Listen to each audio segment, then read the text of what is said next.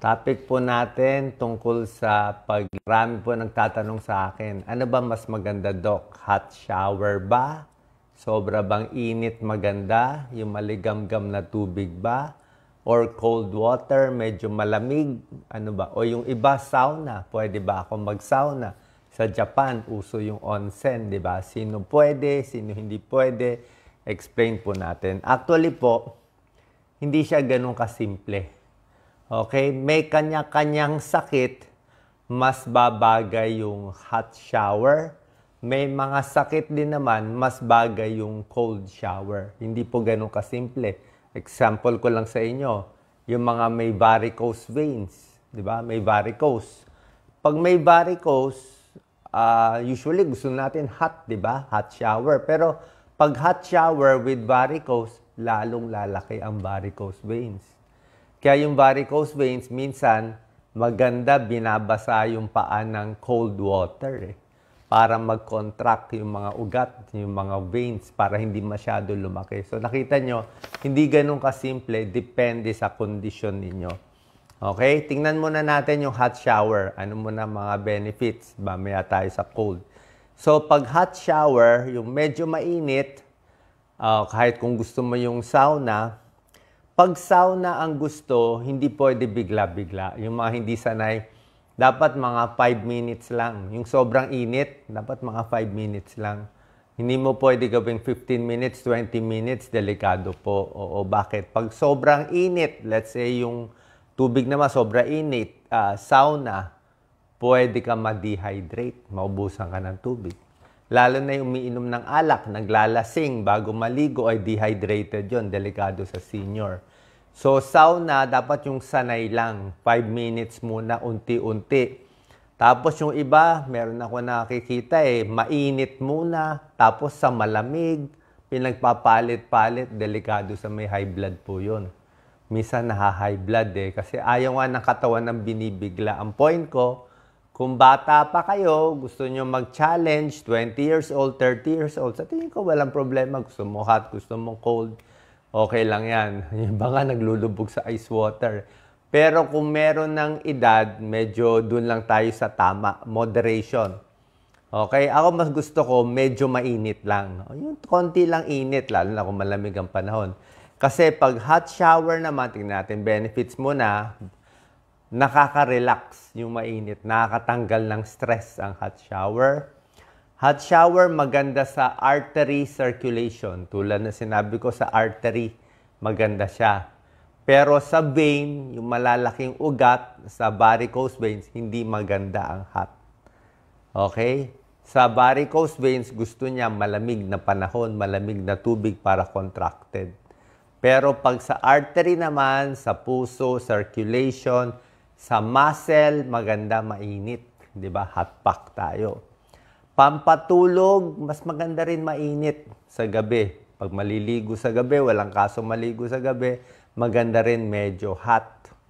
Kung may mga sipon-sipon, may plema, okay? May plema, gusto ilabas yung may sipon, malagkit yung plema, may sakit, pwede hot din. Diba? Kasi yung hot shower, para siyang para kang nagsusuob pareho na rin yon.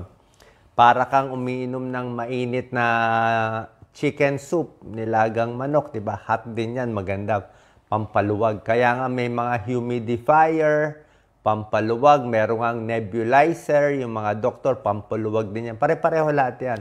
Nebulizer, suob, tsaka yung hot shower, yung mainit sa banyo, pwede rin yan, pampaluwag. Pero wag lang sosobrahan. Pampalinis ng balat, ito medyo pros and cons sa balat.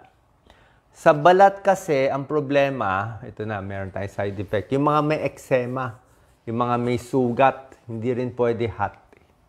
Okay? Pag masyadong hot, hindi rin pwede sa may sugat. Lalong na susugat. Lalo na open yung pores, misa pumapasok yung bacteria. So, ingat. Yung mga nagsha-shave, ingat din. Yung mga nagsha-shave bago maligo na mainit, baka lang magsugat. So, yun din. Pero yung medyo hot lang, panglinis, okay lang. Okay? Pampaganda ng mood, okay naman, hot. Pain management, regla, masakit ng puson, pwede rin hot water. Masakit yung mga muscle, masakit yung likod, maganda rin hot.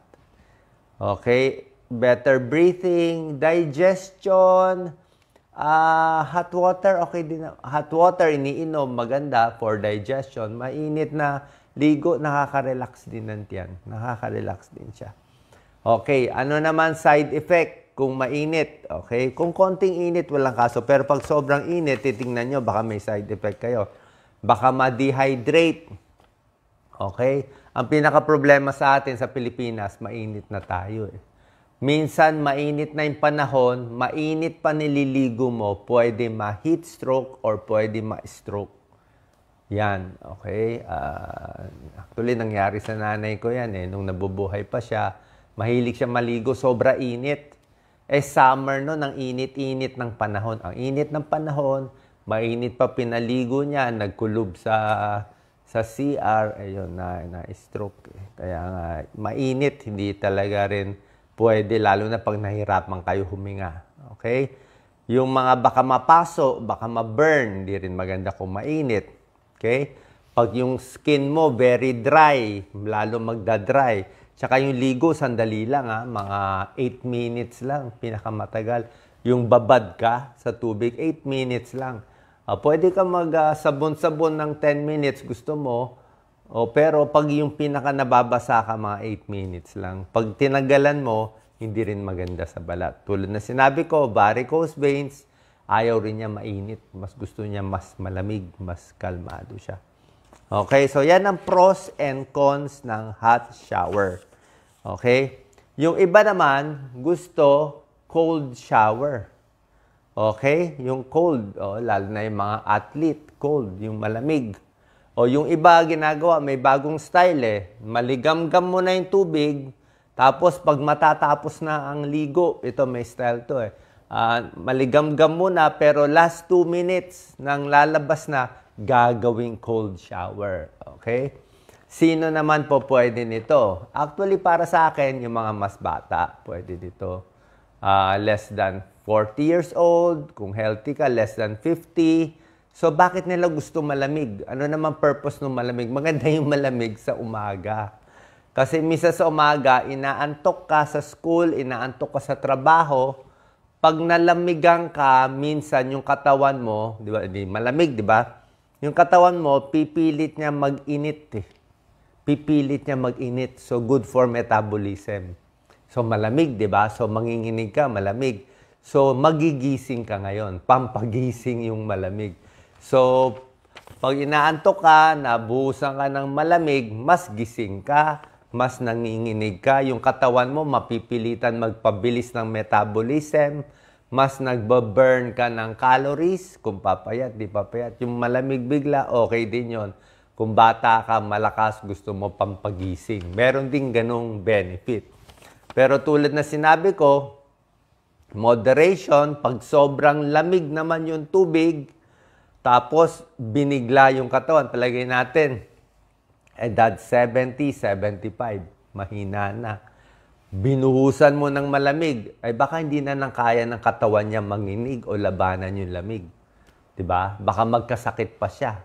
Kasi nga, mahina yung katawan, hindi niya kaya labanan eh. Sabihin, hindi niya kaya pabilisin yung metabolism niya kasi 75, 80 years old eh. So, ang point ko, yung malamig, usually pambata. Okay? Isa pang problema, pag sobrang lamig. Iba naman, yung sobrang lamig na buhos, lalo na sa dibdib, ako bilang internist, cardiologist, may pasyente ako, nagbuhos ng malamig, biglang sumakit yung dibdib. Kasi malamig eh. Pwede mag-contract eh. Di ba? Pati yung coronary arteries, pwede siya mag-chest pain pag sobrang lamig. Okay? So, as usual, yung mga bata, okay, ang cold, kung gusto nyo, wake up energy, pero yung mga tumatanda, mas maganda yung maligamgam o medyo mainit konti, okay lang. Tapos, kailangan sa banyo may circulation. Very important, circulation. Tapos, sa mga senior, ang payo ko nga lagi may silya. Ako may silya ako lagi sa banyo. Plastic na silya habang nagkukuskus ng paa, nakaupo, habang nagkukuskus ng kung saan-saan sa likod, maganda nakaupo, ingat din sa twisting, baka matumba. Kasi alam niyo naman yan, di ba sa banyo, ang hirap na magpunas ng paa kasi nga masikip na lahat pag nagiging senior citizen. So, iwas sa aksidente kasi number 1, accident prone ang banyo. Lalo na sa senior, sobrang common yan. May tatawag sa akin, ay yung nanay ko nahulog sa banyo, nabalian. O naliligo. O yung tatay ko nahulog sa banyo, nabagok yung ulo, nasa ospital, na CT scan, may dugo yung ulo. So, very common yan nangyayari sa banyo. Kaya kailangan maingat sa banyo, ready yung, dapat meron kang tinatapakang tuyo, tapos ingat palagi para hindi maaksidente. Tapos sa banyo din, dapat may hangin konti. Hindi pwede totally walang hangin. Mawawalan kayo ng oxygen. So, dapat nakabukas lang. Merong isang bintana ang bukas. O pag sa matanda, sa akin, wag nyo na ilock Dapat medyo open. Kasi pag emergency, bumagsak yung may edad doon, nakalock, hindi na makapasok, delikado rin yun. Diba? Pag matanda, wala nang hiya-hiya masyado, dapat talaga medyo open, safety ang number 1. Okay? Sana po nakatulong to para makapili kayo ng cold or hot. Minsan depende sa panahon Kung mainit na mainit yung panahon, pwede na yung medyo malamig-lamig, mainit O, di ba? Kung malamig naman, medyo warm, maganda rin. Sana po nakatulong to para makapili kayo ng hot shower or cold shower. Pagdating naman sa sauna, dapat short time lang. Umpisahan ng 5 minutes, 10 minutes, pinakamatagal lang 15 minutes. Pero pag hindi kayo sanay, dito na lang tayo sa hot shower. Salamat po.